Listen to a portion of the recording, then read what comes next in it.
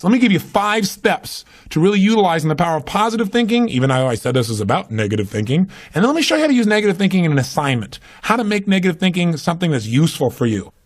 So step number 1, decide to develop the habit right now, the habit of focusing on what's right in your world instead of what's wrong. The habit of focusing on what you do have instead of what you don't have in a situation. And as basic as that is, and as well as you know it, you've got to make it a habit. Because those habits form the chain of your ultimate character, of who you become and how you end up living your life. We've got to condition ourselves, because if we don't, we'll go back to the automatic state that most people live in today's society. The way to develop the habit is to go on a mental diet. I did this several years ago. As positive as I was going through unbelievable pain at the time. I'd had some major disappointments, some frustrations. I felt like I'd given it all. But what turned me around is one day I picked up this book called The 7-Day Mental Diet. It was a little tiny little booklet. And all the booklet really did was, for about 12 of the 14 pages, it challenged me to really see if I could really truly, for 7 days, live my life without one negative thought. And it kept saying throughout the book, now don't just say, yeah, I can do it, and don't just say, I'm going to do it. Think for a while before you commit to this. Don't actually commit unless you're really going to do it for 7 straight days, no matter what. It doesn't mean you don't have a negative thought. It just means that if you have a negative thought, you don't speak it. You set it aside. You forget about it. Or you replace it. If you say something negative, you go erase. What I really mean is this. Or you say, that's not what I mean. Here's what I mean is this. And you immediately focus on something good. It's not that nothing negative ever comes out. It's that you immediately do not allow yourself to hold a negative feeling, a negative thought for 7 straight days, day and night, even when it gets tough. Even when somebody disappoints you, even when you get frustrated, even when you give your all and it still turns up lousy. Listen, if all I did was rant and rave on this tape and you didn't listen to anything else I said, but you took on this 7-day challenge, you can't believe what it'll do to your life. Now, I got to tell you, when I first read the book, I thought, wait a second, being positive isn't going to change my life. I got to deal with the real problems around me, those real challenges that are out there. I don't want to just be positive. Somebody says, how's it going? I go, I'm doing great. And they go, why? You go, I don't know, but I just feel good. I don't want to be that way. I want to be real. I want to be on top of things. But you know what? I thought, wait a second. I can be positive about solutions. I can still notice that there's some challenges out there without being negative about it. I can look at the challenges and say, okay, here's what's good about this. Here's how we can use this. Here's how we can turn this thing around. And continue to focus on that. So I took on the challenge for 7 days, changed my life. Now, by the way, one of the keys is you have to have 7 straight days of being absolutely positive. Not one negative thought, not one negative expression that you hold on to. Got to let go of it immediately. If you do not do this, if you're 3 days into it and you do well, and then you have a bunch of negativity, you got to start over. And you know what? After you go about 4, 5, 6 days in a row doing really well, something major negative is going to happen. How's that for some positive programming? But what it is a test to see how committed you really are. I'll tell you something. After 7 days, you feel like a different person. People around you respond to you like you're different as well. All you want to do is establish the habit of noticing what you do have instead of what you don't have. Noticing what's great about a situation versus what's not great. Focusing on solution instead of problems. That's what changes your life. Here's key number 2. Instead of judging yourself and others, decide, remember these are decisions, decide right now to become curious instead of judgmental. But remember, when you find fault in other people, when you start noticing constantly how they've wronged you, how this person is not good enough, or they're too egotistical, they're too proud, or they don't really care about people, as soon as you start judging other people, you just got to remember something. If you start judging other people, you're going to also start judging yourself intensely.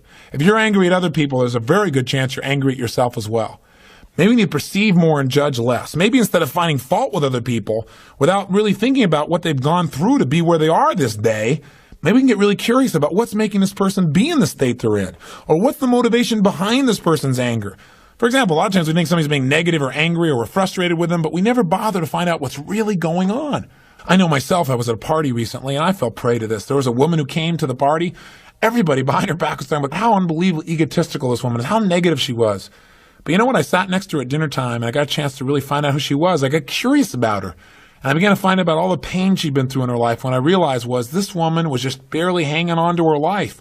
She just needed to know that people cared, but she was so afraid of being rejected that she put out this ego because she didn't want someone to reject her, so she figured she'd reject them first. And I got a chance to really know her, and she was a wonderful person. I'll tell you something else we've got to be careful of that ties in with this, of our being judgmental. Out of our fear of having heroes in our society today, we seem to try and consume them and destroy them as quick as we can. We try to find something that's wrong with our heroes because, boy, we don't want another Jim Jones. We don't want another Jim Baker. Remember, we got to judge less, perceive more. We got to get curious. Instead of living in a society where we're so afraid, We're so afraid to believe in anything or anyone that we believe in nothing at all, and we lose our power of positive thinking. We try to protect ourselves from things we maybe not even need to protect ourselves from. Or we live in a society where we try and destroy our heroes, where we take somebody like Barbara Walters, an incredible broadcaster, a woman of incredible integrity, who gets nailed by one person in a book, and it's in every newspaper across the land, how she probably stomped on people to get where she was. That's absurd. Or Martin Luther King, after he's passed on, somebody comes back and stomps all over his career and his reputation. Is that the society we want to live in? Any person who takes glee in watching another person's pain will experience plenty of pain themselves. Remember the quote, "He who was without sin, let him cast the first stone." The bottom line is, if you go looking for brown, you're going to find it anywhere you look for it, in others or yourself. Free yourself from the disease of making others wrong, and you'll free yourself from the disease of making yourself wrong. You have a lot more energy to create solution instead of problems. It's part of the power of positive thinking instead of falling for the destructive power of negative thinking. If you want to get curious, just ask yourself, what do I like about this person? Wonder what's going on with this person that would make them feel this way. How could I help this person? As you ask these kinds of questions, you may learn something about how human beings operate, about their motivations, maybe even some things about how to support yourself as you try to support others. Remember, get curious instead of judgmental. Here's key number 3. If you really want to develop the power of positive thinking as a habit, as a lifestyle, as a strategy for success, then decide right now to find something to appreciate from any seemingly negative person or situation. And develop the habit of giving compliments. See, if you really want to have some more positive feelings in your life, you got to keep focusing on what's right. You got to get curious. And most importantly, you got to find something to appreciate even in the tough times. Because in reality, as we've talked about so often before, the toughest times in your life sometimes provide you with the real resources to change your life. So what we've got to do is find something to appreciate. Not someday when things work out. We got to appreciate where we are right now. And this is something I talked to my daughter Jolie about today. Because she's in an experience today where I thought, well, gosh, she's not being very positive. And I'm going to talk about positive thinking. Because she came in to see me and she's feeling really sad. She's feeling really down, feeling really frustrated. And you know what her problem is? Her problem is she tried out and won the right to be amongst 3 girls who dance in the Electric Light Parade at Disneyland. And that was about 3 or 4 months ago. She's been going there after school every day, driving from San Diego up to Anaheim, burning herself into the ground, getting up and going to school to be a straight-A student still and trying to visit with her family and her boyfriend. And she found herself maxing out. Now think about her problem. Her problem is that she gets to be at Disneyland and fulfill a childhood fantasy. Her problem is that she loves her family and wants to be with them as well. Her problem is she loves to be at school and really do that. Her problem is she has so much abundance that she has to figure out how to get it all in one day and she can't do it. And she's physically burning out. That's her problem.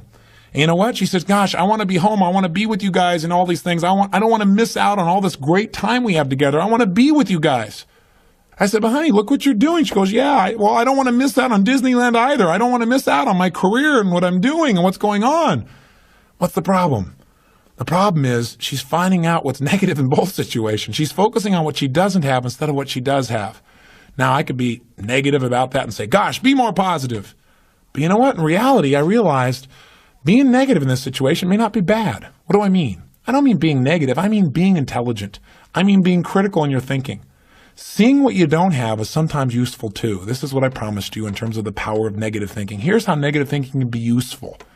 I sat down with her and I said, honey, let's look at the advantages and disadvantages of both. Let's not just be positive. Let's look at it.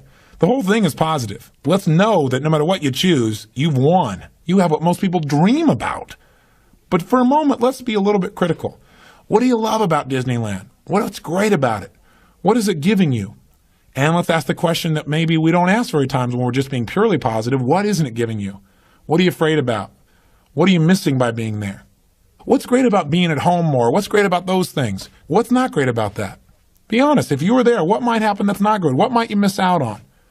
And you know what? By getting her to use both positive and negative thinking, or to be more accurate, positive thinking and some critical thinking, looking at what isn't there for the moment, what she is missing out on, and allowing that pain to motivate her, she was able to clarify what's most important in her life and what's the best way to do that. And she came up with a plan that totally empowered her.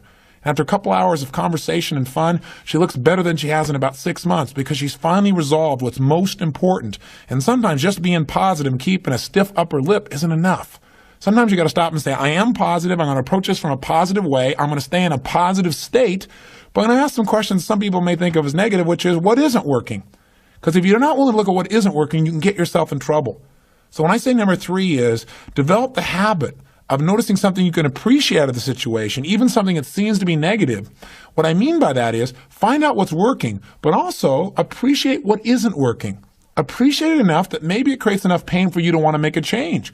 Hey, being purely positive all the time is not the ultimate solution. Being purely positive 98% of the time to me is the solution. Remember our steps. Number 1, you're going to focus on how it really is. And that's what we did today. Jolie and I sat down and said, let's see how it really is. And let's not just be positive. Let's stop for a second. How is it really? What's good? What isn't good? What's great? What isn't great in this context? Everything is great, but comparatively, what's great? What's not in both situations? Now, how do you really want it? And she decided how she wanted it. Now, what are we going to do to make that happen?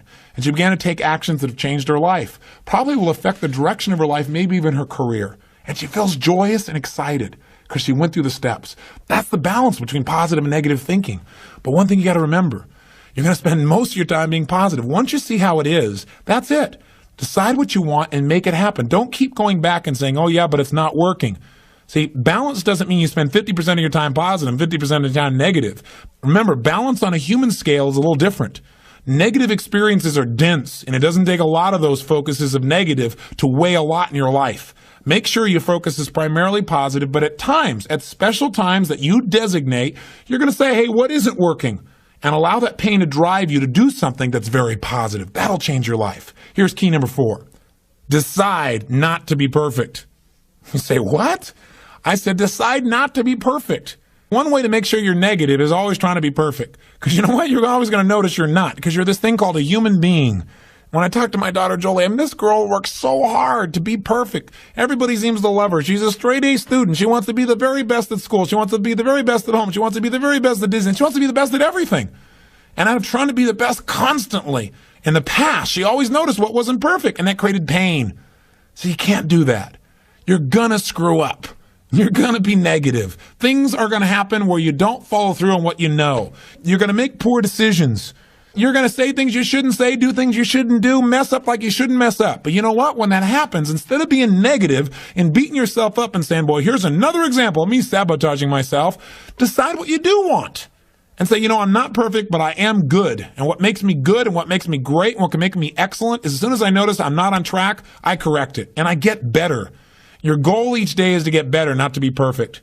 And that's all anyone can ask of you. If every day you really try and contribute more, be more, and do more than you were slightly the day before, that's all anybody can ask. And if you know you're going to screw up and you don't make it a catastrophe, it's easier to bounce right back up. See, the only way you fail is if you quit. But if you learn something and you expand from it and you make some new decisions that enhance your life and the people you care about, then there is no failure. Don't try to be perfect because you'll never succeed. And here's the final one, key number 5. Decide to develop the habit of using the F word, faith. Make sure that you're in the position of utilizing the tool that really positive thinking is about. Positive thinking, I've said it over and over again, really is just the power to believe. And as you believe, so is it done unto you. As you believe, so it's created. You need to make certain that you create that certainty inside yourself.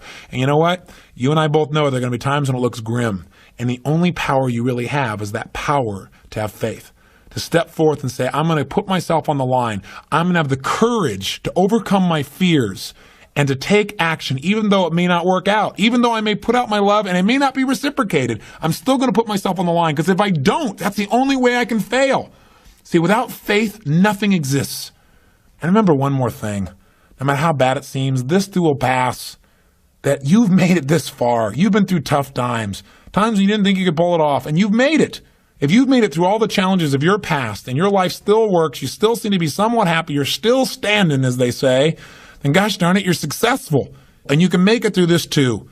It's the thing that'll pull you through. Faith is still the power. It's your ultimate power.